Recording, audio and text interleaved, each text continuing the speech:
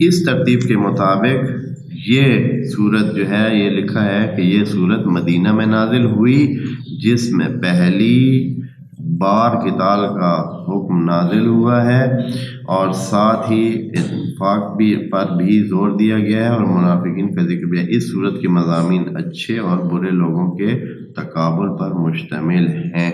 بہرحال یہ جناب مولانا شیخ محسن نجفی فرما رہے ہیں اس طرح ہے، اور اس کی یہ صورت تقریباً مدینہ میں نازل ہوئی، یعنی اور مدینہ میں یقیناً جو صورتیں نازل ہوئی ہیں وہ بعد میں نازل ہوئی ہیں، پہلے نازل نہیں ہوئی۔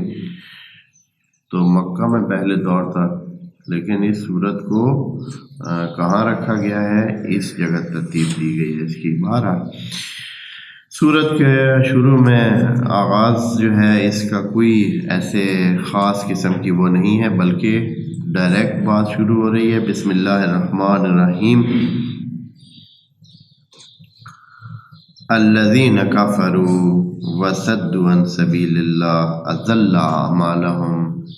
سورت جو ہے وہ ابتدا سے ہی اس کی جو ٹون ہے یا اس کی جو لہجہ ہے وہ بہت ہی سخت لہجے میں بات شروع ہو رہی ہے کہ وہ جو کافر ہوئے، جو کفر برتتے ہیں۔ کافرو کا مطلب ہوتا ہے کفر برتنا، ایک ہوتا ہے کافر، ایک ہوتا ہے کافرہ۔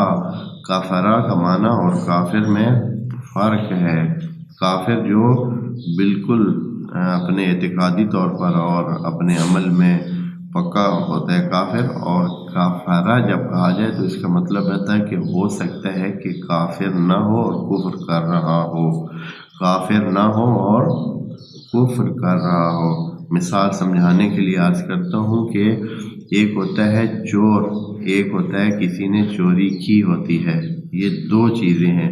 قرآن میں اس حوالے سے بہت فرق کے ساتھ بات کی گئی ہے۔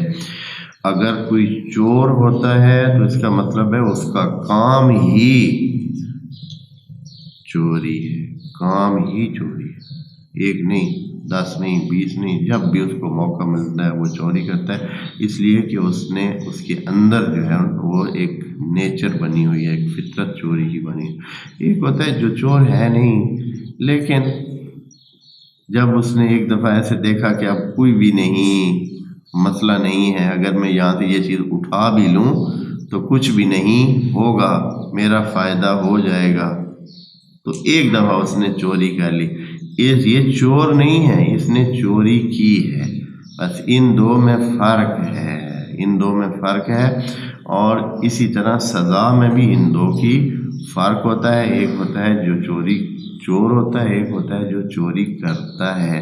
تو جو چوری کرتا ہے اس کو چور والی فل سزا نہیں دیتی، اس لیے قرآن کی آیت میں بھی یہ نہیں کہا گیا کہ من سرق السارق والسارقۃ فاقطعوا ایدیہما، یا جہاں بھی حکم اس قسم کے ہیں تو وہاں بڑے صفت کے انداز میں بیان کیا ہے، فعل کے انداز میں نہیں بیان کیا۔ یہ تھوڑی سی بحث اس طرح عمیق ہے، جو انشاءاللہ آپ دوست جو زیادہ مطالعات رکھتے ہیں اور کچھ زیادہ ٹائم پڑھنے کو ہو گیا، انشاءاللہ ان کو ان باتوں کی سمجھ آ جانی چاہیے۔